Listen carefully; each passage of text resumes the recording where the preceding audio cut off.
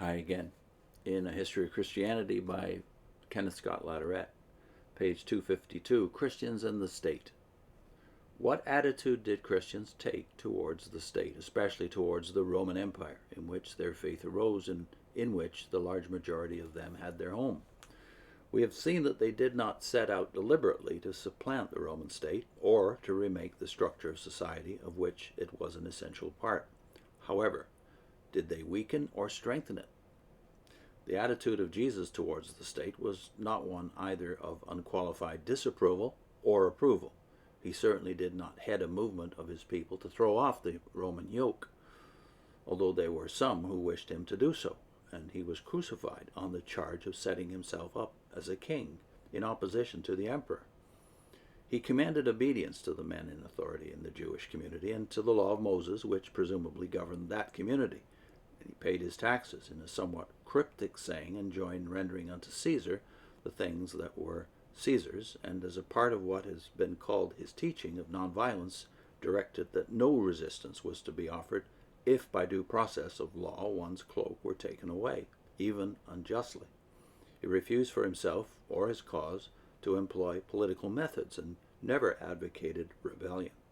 Indeed, although he declared that his followers would be hailed before representatives of the state, he did not advocate denial of the jurisdiction or disobedience to the findings of the courts, but rather commanded those so arrested to state their case and trust God to suggest to them what to say.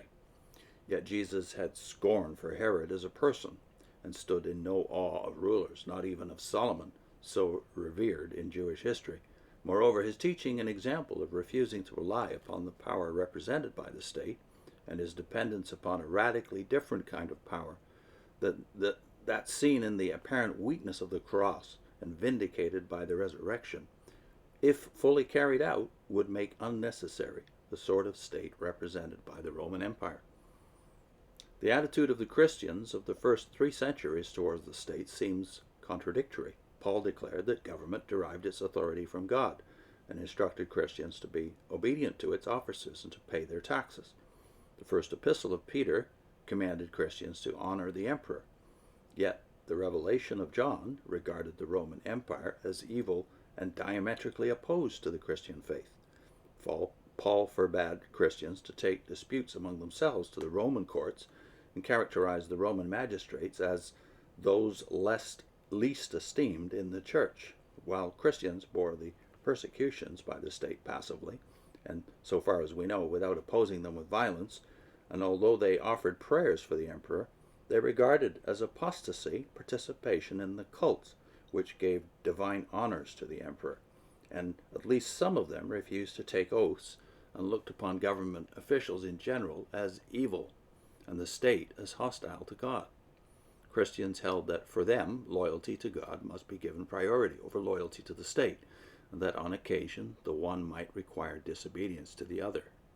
Striking wholesale examples of this were seen in the thousands of Christians who refused, even at the cost of their lives, to comply with the imperial decrees to sacrifice to the gods. Although there were some Christians in public posts, there was a conviction widely held among Christians that none of their number should hold office under the state, for to do so might entail participation in pagan ceremonies or the taking of life through the infliction of the death sentence. As late as the beginning of the 3rd century, Hippolytus said that historic Christian custom required a civic magistrate to resign his office as a condition of joining the church. As we have seen, usually Christians regarded service in the army as wrong for them. Yet where compliance with the laws of the state did not mean disloyalty to what they believed to be their allegiance to God, Christians endeavored to be model citizens. They paid their taxes and in other ways complied with the demands of the government. Moreover, as Christians multiplied, as they did in the 3rd century, increasing numbers of them were in public posts. When, beginning with Constantine, the emperors became professing Christians, and when, in the course of the next 2 centuries, the overwhelming majority of the population of the empire were brought into the church, the latter, as we have seen, entered into a kind of alliance with the state. Except for the brief interlude of Julian, so-called Apostate, The magistrates were predominantly Christians, and even under Julian, the majority in the legions regarded themselves as of that faith. It is probable that the state gained by that alliance, for in spite of its internal divisions, the Catholic Church was, next to the government, the most comprehensive and well-articulated body in the Roman Empire, and served to reinforce a political regime which was already displaying symptoms of disintegration. Moreover, leading Christians hailed Constantine as the appointed by God, and by Christians the emperor now was recorded peculiar honor and added authority as a bulwark against anarchy. Some generations later, the emperors were crowned by representatives of the church in a religious ceremony. Yet the alliance of church and state was by no means an unqualified advantage to the Roman imperial government. The internal dissensions of the church threatened, as we have seen, to rend not only the church but also the empire. Indeed, in the next period, they were to contribute to the breakup of the empire. The rapid growth of monasticism in the 4th and 5th centuries withdrew thousands from ordinary society, either to the solitary life of the anchorite or to the communities which were virtually autonomous. Here may have been a source of weakness for the state. Beginning with Constantine, the Christianity seems to have had some influence upon the laws of the realm. Constantine appears to have endeavored to rule as a Christian, to make the empire safe for Christianity, and to create a world fit for Christians to live in. This is reflected in some of his modifications of the laws and additions to them. Constantine's legislation against gladiatorial combats seems to have been inspired by the Christian faith.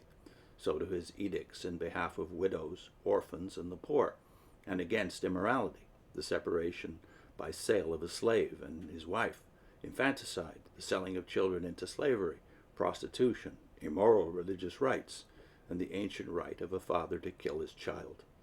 The profession of an actress normally entailed prostitution, and in the 3rd century, by imperial decree, apparently at the instance of the church, it was commanded that if an actress at the point of death asked for and was given the last sacraments and then recovered, she was not to be forced to resume her former way of life.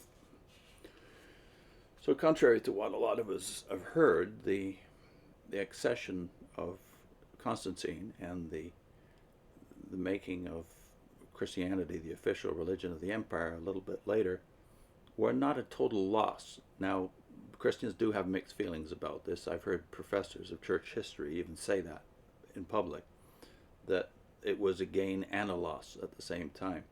One of the ones who thinks it mostly was a loss is Jacques Ellul. In his book, The Subversion of Christianity, he takes this up. Now, this is a whole series. I'll put the first of that series on your screen. And also the Jacques Ellul playlist, which goes broader than just that book, The Subversion of Christianity. See you soon.